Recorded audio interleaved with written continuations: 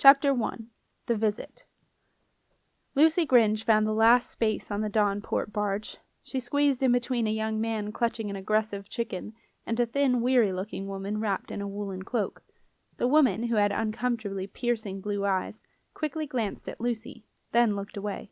Lucy dumped her bag down by her feet to claim her space. There was no way she was going to be standing up for the entire journey to the castle. The blue-eyed woman would have to get used to being squashed. Lucy swiveled around and looked back up at the quay. She saw the damp, lonely-looking figure of Simon Heap standing on the edge, and she gave him a brief smile. It was a bleak, cold morning, with a threat of snow in the sky. Simon shivered, and attempted a smile in return. He raised his voice against the bangs and thuds that accompanied the barge's sail being readied. "Take care, Lou." "And you," Lucy replied, elbowing the chicken out of the way. "I'll be back the day after longest night. Promise." Simon nodded. "You got my letters?" he called out. "Course I have," returned Lucy. "How much?" This was addressed to the barge boy who was collecting the fares. "6 pence, darlin'." "Don't call me darlin'," Lucy flared. She fished around in her purse and dumped a large collection of brass coins into the boy's outstretched hand. "Could buy my own boat for that," she said.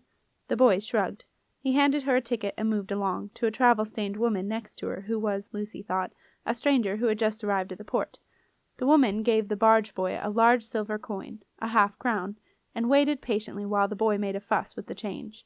When she politely thanked him, Lucy noticed that she had a strange accent, which reminded her of someone, although she couldn't think who. Lucy was too cold to think right then, and too anxious. She hadn't been back home for a long time, and now that she was sitting in the boat bound for the castle, the thought scared her a little.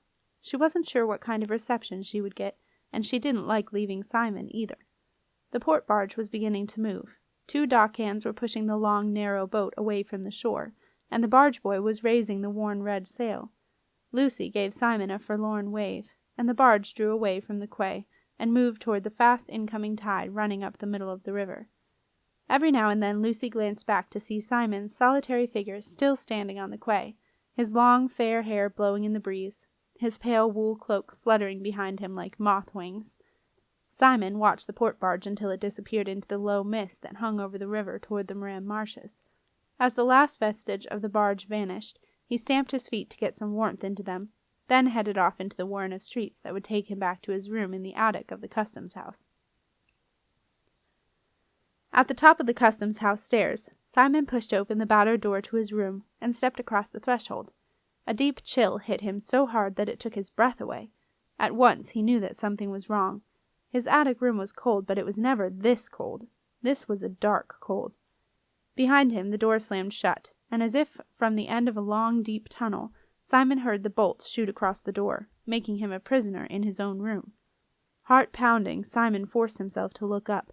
He was determined not to use any of his old dark skills, but some, once learned, kicked in automatically, and one of these was the ability to see in the dark. And so, unlike most people who, if they had the misfortune to look at a thing, see only shifting shadows and glimpses of decay, Simon saw the thing in all its glorious detail, sitting on his narrow bed, watching him with its hooded eyes. It made him feel sick. "Welcome." The thing's deep, menacing voice filled the room and sent a stream of goosebumps down Simon's spine. "Grr, grr," stuttered Simon. Satisfied, the thing noted the terrified expression in Simon's dark green eyes. It crossed its long, spindly legs and began to chew one of its peeling fingers while regarding Simon with a baleful stare. Not so very ago, the thing's stare would have meant nothing to Simon. One of his pastimes during his residency at the observatory in the Badlands had been staring down the things that he occasionally summoned. But now Simon could hardly bear to look in the direction of the decaying bundle of rags and bones that sat on his bed, let alone meet its gaze. The thing duly noted Simon's reluctance and spat a blackened nail onto the floor. A brief thought of what Lucy would say if she found that on the floor ran through Simon's mind, and the thought of Lucy made him just about brave enough to speak. "What do you want?" he whispered. "You," came the hollow voice of the thing. Me?" The thing regarded Simon with disdain. You, it sneered. "Why?" "I have come to fetch you, as per your contract." "Contract? What contract?" "The one you made with our late master. You are still bound." What? But he's dead. Dom Daniel is dead. The possessor of the two-faced ring is not dead, intoned the thing. Simon, assuming, as the thing intended, that the possessor of the two-faced ring could only be Dom Daniel, was horrified. Dom Daniel's not dead? The thing did not answer Simon's question. It merely repeated its instruction. The possessor of the two-faced ring requires your presence. You will attend immediately. Simon was too shocked to move. All his attempts to put the dark behind him and make a new life with Lucy suddenly seemed futile. He put his head in his hands, wondering how he could have been so foolish as to think that he could escape the dark. A creak in a floorboard made him look up. Simon saw the thing advancing toward him, its bony hands outstretched. Simon leaped to his feet. He didn't care what happened, but he was not going back to the dark. He raced to the door and pulled at the bolt, but it would not shift. The thing was close behind him now, so close that Simon could smell the decay and taste the bitterness of it on its tongue. He glanced at the window. It was a long way down. His mind racing, Simon backed away toward the window. Maybe if he jumped, he would land on the balcony 2 floors down. Maybe he could grab the drain pipe, or haul himself up onto the roof. The thing regarded him with displeasure. Apprentice, you will come with me, or do I have to fetch you? Its voice filled the low-ceilinged room with threat. Simon decided to go for the drain pipe. He threw open the window, half clambered out, and seized the thick black pipe that ran down the rear wall of the customs house. A howl of anger came after him, and as Simon tried to swing his feet off the window ledge, he felt an irresistible force dragging him back into the room. The thing had put a fetch on him. Even though Simon knew that there was no resisting a fetch, he clung desperately onto the pipe, while his feet were being pulled so hard that he felt like the rope in a tug-of-war. Suddenly the rusty metal lurking below the drain-pipe's thick black paint came away in his hands, and Simon shot back into the room, pipe and all. He slammed into the bony, yet disgustingly soft, body of the thing, and fell to the floor. Unable to move, Simon lay looking up.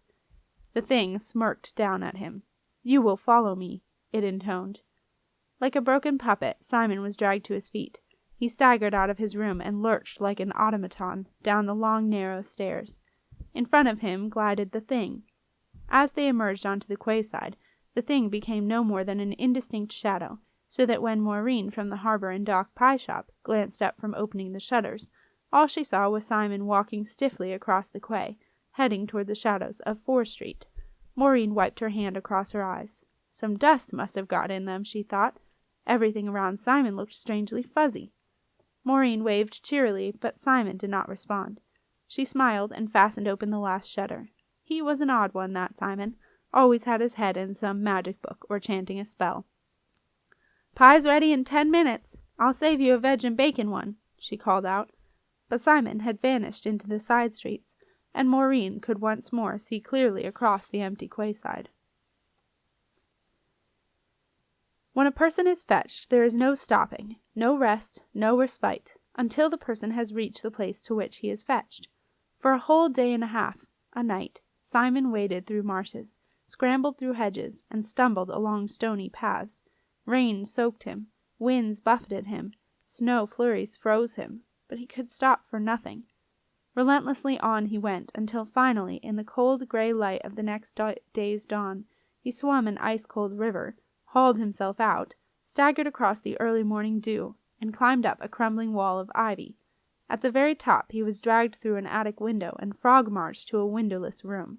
When the door was barred behind him and he was left alone, sprawled on the bare floor, Simon no longer knew or cared where or who he was.